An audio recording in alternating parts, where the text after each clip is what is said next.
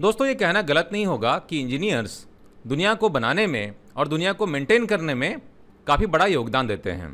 अब अगर इंजीनियरिंग की बात करें तो काफ़ी सारे तरह के इंजीनियरिंग होते हैं, जैसे कि mechanical engineering, civil engineering, electrical electronics engineering, chemical engineering वगैरह वगैरह। तो बहुत सारे ब्रांचेस हैं इंजीनियरिंग के, और उनमें से एक पुराना ब्रांच है मैकेनिकल इंजीनियरिंग।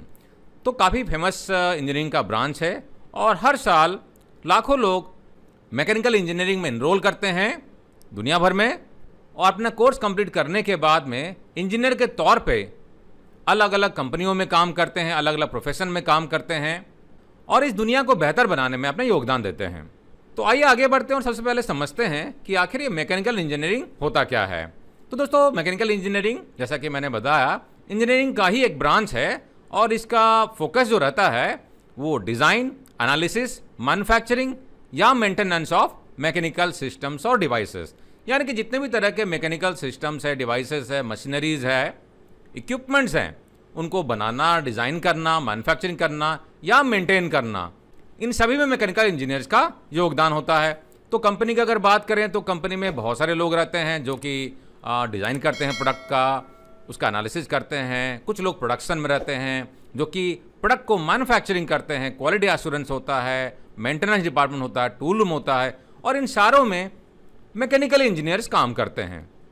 मैकेनिकल इंजीनियरिंग को सबसे पुराना इंजीनियरिंग डिसिप्लिन कहना गलत नहीं होगा और इसका एप्लीकेशन भी काफ़ी वाइड है।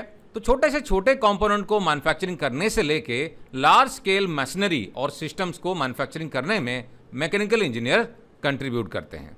आइए बात करते हैं कि कितने तरह के मैकेनिकल इंजीनियरिंग होते हैं, क्योंकि आज के टाइम में टेक्नोलॉजी का ज़माना है और काफ़ी सारी नई नई फील्ड, नई नई अपॉर्चुनिटी इंजीनियरिंग में आती जा रही है। तो मैकेनिकल इंजीनियरिंग को भी समय के हिसाब से अपडेट किया जाता है। तो मैकेनिकल इंजीनियरिंग में पहला जो टाइप हो गया दोस्तों, ये है मैकाट्रॉनिक्स इंजीनियरिंग। अब मैकाट्रॉनिक्स यानी कि इसमें मैकेनिकल इंजीनियरिंग और इलेक्ट्रॉनिक्स और कंप्यूटर साइंस का मेल है।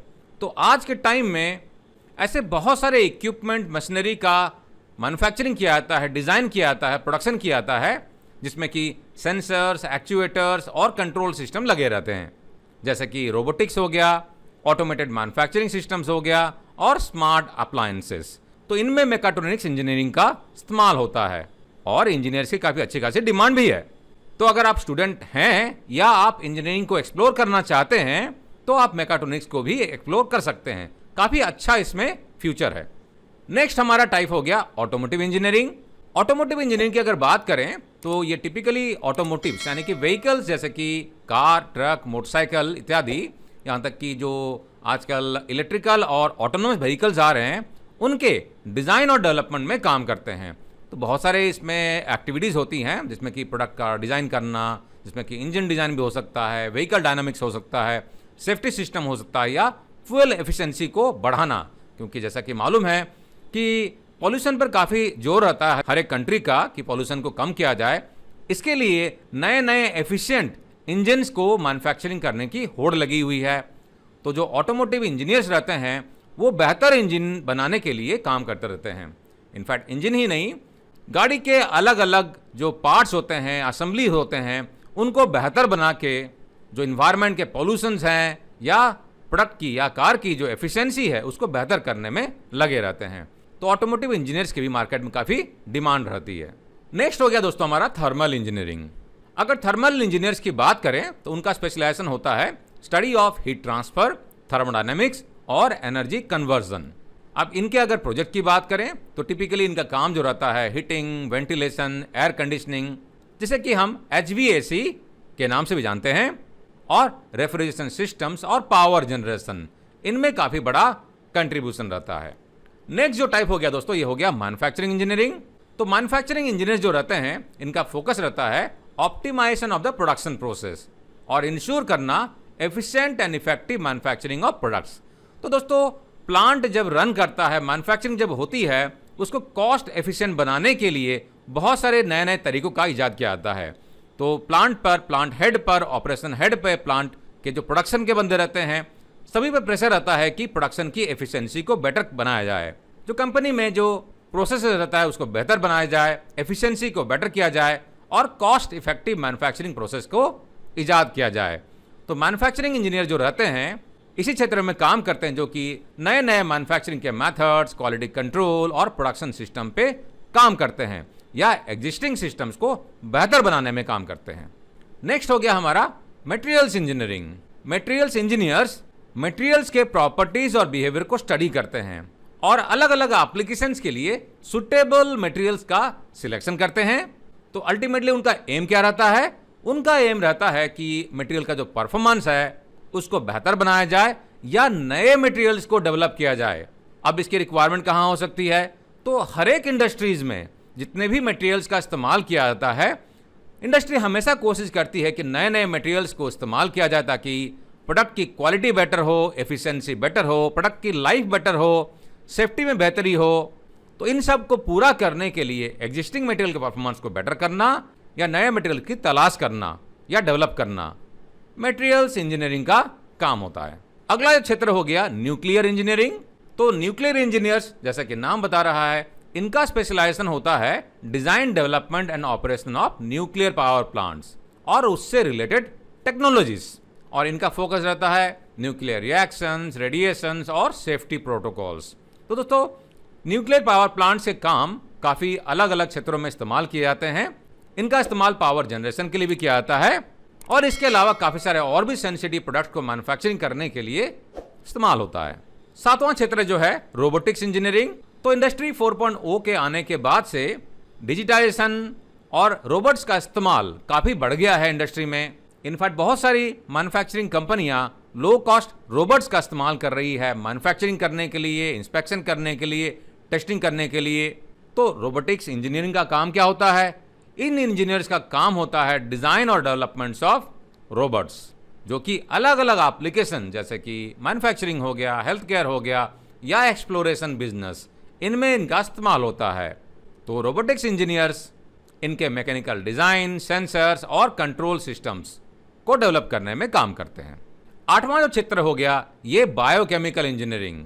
तो बायोकेमिकल इंजीनियर जो रहते हैं ये अप्लाई करते हैं प्रिंसिपल ऑफ मैकेनिक्स और टिपिकल इनके जो प्रोजेक्ट्स होते हैं जैसे कि प्रोस्थेटिक्स डेवलपमेंट करना, ऑर्थोपेडिक्स हो गया, स्पोर्ट्स इक्विपमेंट डिज़ाइन और ह्यूमन बॉडी के मैकेनिक्स को समझना ताकि इससे रिलेवेंट उपचार के उपकरणों या एक्सीडेंट वगैरह होने के बाद में अगर बॉडी के किसी पार्ट में कुछ प्रॉब्लम हो रही है तो सपोर्टिंग प्रोस्थेटिक्स या दूसरे तरह के इक्विपमेंट्स का निर्माण करना जो कि ह्यूमन बॉडी को बेटर तरीके से ऑपरेट करने में हेल्प करे।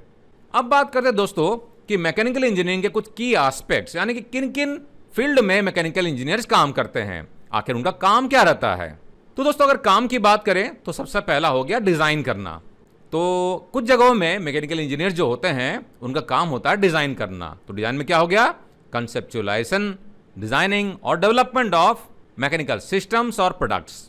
और प्रोडक्ट भी बहुत तरह के हो सकते हैं जैसे कि स्मार्टफोन हो गया या इंडस्ट्रियल मशीनरी हो गया, मैन्युफैक्चरिंग इक्विपमेंट हो गया या कंप्लीट गाड़ियों का डिज़ाइन करना और डेवलपमेंट करना।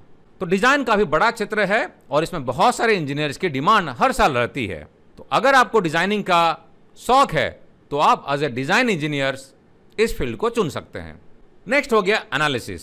कुछ कंपनियों में मैकेनिकल इंजीनियर्स को एनालिसिस पर्पस के लिए भी इस्तेमाल किया जाता है, जिसमें कि प्रिंसिपल ऑफ फिजिक्स और मैथमेटिक्स का इस्तेमाल करते हुए जो इक्विपमेंट्स इस्तेमाल किए जा रहे हैं, मटेरियल इस्तेमाल किए जा रहे हैं, उनके परफॉर्मेंस और बिहेवियर को एनालिसिस किया जाता है कि क्या वो सही तरीके से काम कर रहे हैं या और उनको बेहतर बनाया जा सकता है।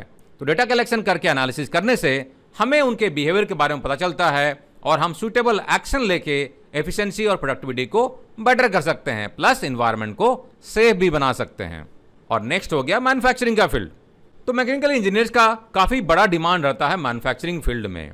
तो मैन्युफैक्चरिंग में मैन्युफैक्चरिंग प्रोसेस को रन करना, मटेरियल्स को सिलेक्ट करना या ओवरऑल प्रोडक्शन को ओवरसी करना, जिसमें कि role of supervisors, engineers, managers, जैसे जैसे आप ग्रो करते जाते हैं आपको अलग अलग रोल मिलते जाते हैं। अब कुछ कंपनियों में मैन्युफैक्चरिंग में भी सब वर्टिकल्स होते हैं, तो उन सब वर्टिकल्स में भी काम करने की संभावनाएं रहती है। नेक्स्ट हो गया मेंटेनेंस एंड रिपेयर। तो लगभग हर एक मैन्युफैक्चरिंग कंपनियों में मेंटेनेंस डिपार्टमेंट तो होता ही है, जिनका काम होता है कि जो मशीनरी है, फैसिलिटीज़ हैं, इंफ्रास्ट्रक्चर है, उनको मेंटेन करना। तो मैकेनिकल इंजीनियर्स की अगर बात करें तो टिपिकली उनका रोल जो रहता है ज़्यादा आता है मशीनरी या इक्विपमेंट्स को मेंटेन करने में। तो उनको मेंटेनेंस करना, जिसमें कि तरह तरह के मेंटेनेंस होते हैं, जैसे कि preventive maintenance, breakdown maintenance, predictive maintenance इत्यादि। इसके अलावा रिपेयर और ट्रबल शूटिंग करना, ताकि इक्विपमेंट के लाइफ को बेटर बना सके और ब्रेकडाउन को हम कम कर सकें, ताकि इक्विपमेंट्स की अवेलेबिलिटी को हम इंश्योर कर सकें, ताकि मेरी प्रोडक्शन के टारगेट को हम अचीव कर सकें और डिलीवरी को फेल होने से हम बचाएं। ऑटोमोटिव और एरोस्पेस इंजीनियरिंग काफ़ी बड़ा क्षेत्र है मैकेनिकल इंजीनियर्स के लिए। तो इनमें भी तरह तरह के अपॉर्चुनिटीज़ रहती है, जैसे कि डिज़ाइन करना, डेवलप करना और इसके अलावा रिलेटेड सिस्टम्स जो रहते हैं उन पर भी काम करने के लिए अपॉर्चुनिटीज़ रहती है। नेक्स्ट हो गया एनर्जी सिस्टम। तो दोस्तों आज के टाइम में एनर्जी की डिमांड काफ़ी ज़्यादा रहती है और काफ़ी सारे कंट्रीज़ एनर्जी के लिए स्ट्रगल करते हैं। अगर भारत की बात करें तो भारत में भी एनर्जी काफ़ी अच्छी खासी डिमांड है और इसके लिए हम तरह तरह के रिन्यूएबल सोर्सेज का भी इस्तेमाल कर रहे हैं। अब इन क्षेत्र में भी मैकेनिकल इंजीनियर्स की अच्छी खासी डिमांड रहती है। अब एनर्जी सिस्टम की अगर बात करें तो सोलर पैनल्स हो गया, विंड टर्बाइन हो गया, या इसके अलावा ट्रेडिशनल एनर्जी सोर्सेज जो रहते हैं, जैसे कि इंजन सोर्सेज या ट्रेडिशनल एनर्जी सोर्सेज जैसे कि इंजन के रन करने से या पावर प्लांट, उनमें भी मैकेनिकल इंजीनियर्स की अच्छी खासी डिमांड रहती है। तो इनका काम क्या रहता है? इनका काम रहेगा इनको प्रॉपरली मेंटेन करना, इनको रन करना और इनकी एफिशिएंसी को मैनेज करना। तो दोस्तों मैं एक्सपेक्ट करता हूं कि इस प्रोग्राम से आपको मैकेनिकल इंजीनियरिंग क्या होता है, वो क्या करते हैं और मैकेनिकल इंजीनियरिंग के फील्ड में क्या क्या संभावनाएं हैं, इसके बारे में आपको आइडिया लगा होगा। तो आपका इस वीडियो के बारे में क्या कहना है कमेंट सेक्शन में लिखकर हमें बताएं, और अगर आपको लगता है कि हमने कुछ मिस किया तो उसके बारे में हमें बताएं। तो दोस्तों क्वालिटी हब इंडिया में ऑनलाइन प्लेटफॉर्म भी है लर्निंग करने के लिए, और हमारे पास में 100+ ऑनलाइन कोर्सेस है हिंदी और इंग्लिश लैंग्वेज में। आप चाहें तो इन कोर्सेज को एक्सप्लोर करके घर बैठे काफ़ी कुछ सीख के इंडस्ट्री में अपना कैरियर बना सकते हैं, या ऑलरेडी अगर आप वर्किंग में हैं तो अपने कैरियर को एक नई ऊंचाई में लेके जा सकते हैं। तो quality control, quality assurance, manufacturing, production, maintenance, लीन मैन्युफैक्चरिंग, सिक्स सिग्मा, ढेरों कोर्सेज हमारे पास में हैं। तो इन्हें एक्सप्लोर करने के लिए हमारे पोर्टल courses.qualityhubindia.com को विजिट कर सकते हैं, या आप हमारे ऐप को गूगल प्ले स्टोर से, एप्पल के स्टोर से भी डाउनलोड करके आप इन्हें एक्सप्लोर कर सकते हैं। किसी भी तरह के क्वेरी होने पर आप हमें कॉन्टैक्ट करना ना भूलें। वीडियो अगर पसंद आए इसे लाइक करना ना भूलें, और अगर चैनल पर नए हैं तो सब्सक्राइब कर लें, बेल आइकन को भी क्लिक कर लें, ताकि आपको हमारे नए वीडियो का अपलोड पे नोटिफिकेशन मिल जाए और आप इसे मिस ना करें। आपका दिन मंगलमय हो। जय हिंद।